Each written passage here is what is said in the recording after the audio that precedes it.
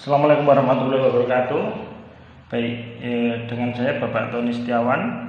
Kali ini bukan dalam mata kuliah ya. Ini hanya menerangkan bagi teman-teman mahasiswa yang bimbingan skripsi dengan saya prosedur menyusun sebuah angket atau kuesioner. Jadi begini, saya terangkan cerita dulu dari awal. Jadi sebuah angket atau sebuah kuesioner itu diibaratkan sebuah bangunan. Ya, diibaratkan sebuah bangunan. Oke, ini ibarat bangunan. Nah, bangunan ini kan terdiri dari pondasi. Kemudian ini pondasi. Pondasi. Nah, saya juga ada pondasi. Kemudian ada dinding dan sebagainya. Nah, pondasi ini ibarat sebuah teori. Jadi pondasi ini sama dengan teori. Semakin banyak teori yang dipakai, semakin banyak teori yang digunakan, semakin dalam teorinya, grand teori atau teori dasarnya. Ibarat grand teori itu pondasinya cakar ayam. Nah, seperti ini. Misalkan ya, pondasinya cakar ayam. Oke.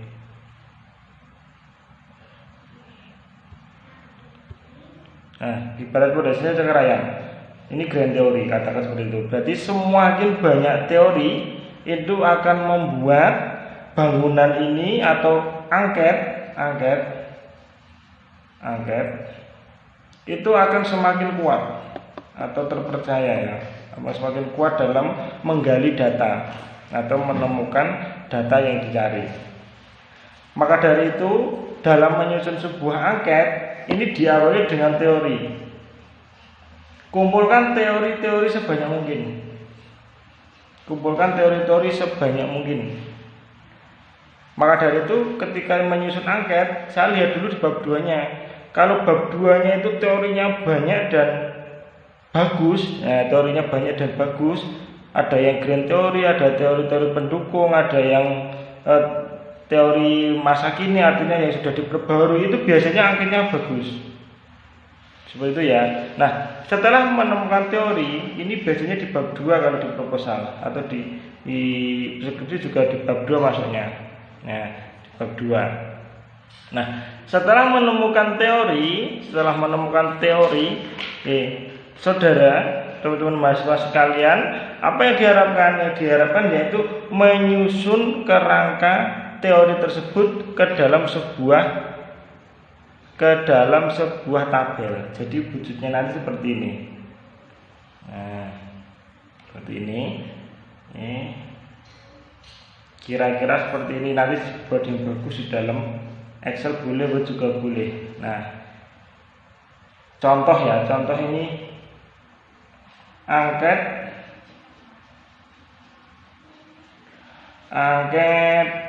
apa yang paling angkat motivasi. Contohnya seperti itu. Nanti berlaku untuk semua variabel, entah itu motivasi, gaya belajar, dan variabel-variabel lain. Artinya variabel-variabel yang saudara gunakan sebagai atau di dalam penelitian. Nah, tergantung ini variabelnya. Kalau angkat motivasi berarti nanti ini teori motivasi. Nah, di sini tulisannya konsep atau teori. Nah, sudah ya. Nah, teori contoh ya, menurut Setiawan tahun 2020 menyatakan bahwa seseorang dikatakan mempunyai motivasi jika A, B, C dan sebagainya. Ini satu teori. Nah, kemudian ini garis sampai sini dulu. Nah, ini teori pertama. Kemudian teori kedua, Suharsini misalkan tahun 2018 bla bla bla bla bla. Nah, ini teori kedua. Sampai seterusnya sebanyak mungkin. Ya, dan seterusnya sebanyak mungkin. Nah, nanti digaris lagi. Nah, setelah itu kolomnya ini dipisah. Ini kolomnya dipisah. Jadi ini nanti muncul indikator. Muncul indikator. Oke. Indikator ini digaris ke bawah set. Nah, tadi yang ini pemisahnya. Ini saya hanya menyentuhkan 2 loh ya. Saya hanya mencontohkan 2, nanti saudara buatnya jangan 2, saya bilang dan seterusnya. Tadi sudah saya katakan sebanyak mungkin. Oke. Akan muncul indikator. Nah, indikator itu bisa tersurat, bisa tersirat. Kalau tersurat biasanya sudah disebutkan. Indikatornya memotivasi itu semangat. Contohnya semangat. Gigih dan sebagainya. Ini hanya contoh. C, D. Nah, untuk teori kedua juga diambil indikatornya. A atau 01 terserah apa, B apa. Boleh tersurat, boleh tersirat. Seperti itu. Nah, setelah ketemu nanti di sini namanya indikator sesuai penelitian. Indikator penelitian. Jadi kalau memperhatikan, saya perhatikan juga penjelasan saya, jangan hanya tulisannya. Tulisannya bisa jadi aja gak jelas. Nah, dari indikator tadi direduksi menjadi indikator penelitian. Apa itu indikator penelitian? Yaitu indikator-indikator yang sesuai dengan penelitian saudara. Oke, nanti ditulis. Contoh ya. Di sini ada indikator semangat bekerja. Semangat bekerja. Oke, indikator semangat bekerja itu kira-kira masuk tidak?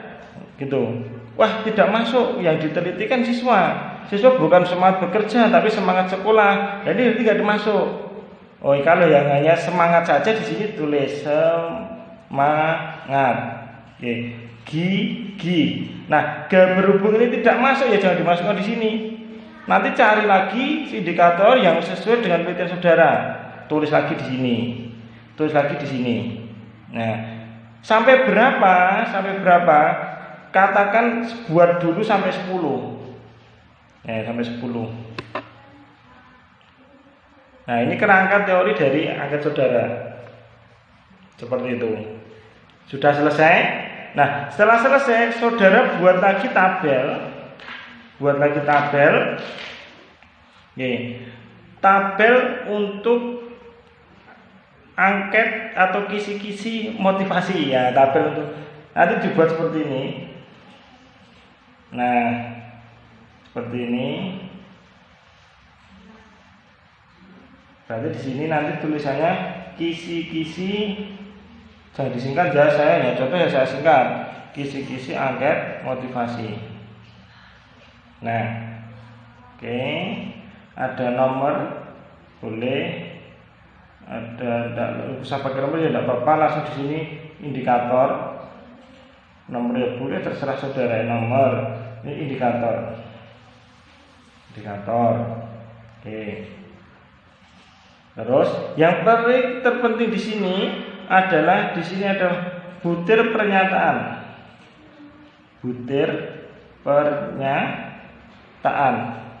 Oke. Nah, di sini ada sifat. Kemudian satu lagi di sini ada nomor angkatnya. Makanya tadi sini saya katakan tidak usah pakai nomor, tidak apa-apa, langsung indikator. Ini sudah ya. Oke. Indikator, butir pernyataan, sifat. Sifatnya nanti ada 2, ada positif ataukah ada negatif. Nah, bisa terima? Nah, lanjut. Indikator yang dipakai tadi. Nah, contohnya di sini. Indikatornya dipakai yang semangat. Maka di sini tulisi semangat. Garis dulu. Seret. Indikator kedua gigi, tulis gigi. Nah, setiap indikator di sini, saudara buat 4 pernyataan.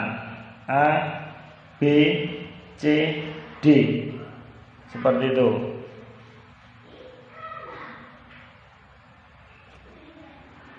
Oke, seperti itu. Kemudian lagi A, B, C, D.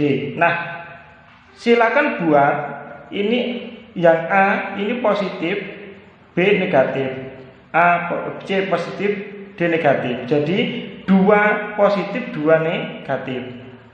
Seperti itu. Buat pernyataan. Pernyataan. Bisa terima ya? Oke, kita lanjut. Sampai di sini paham? Kalau belum paham nanti kalau sudah paham saya lanjutkan.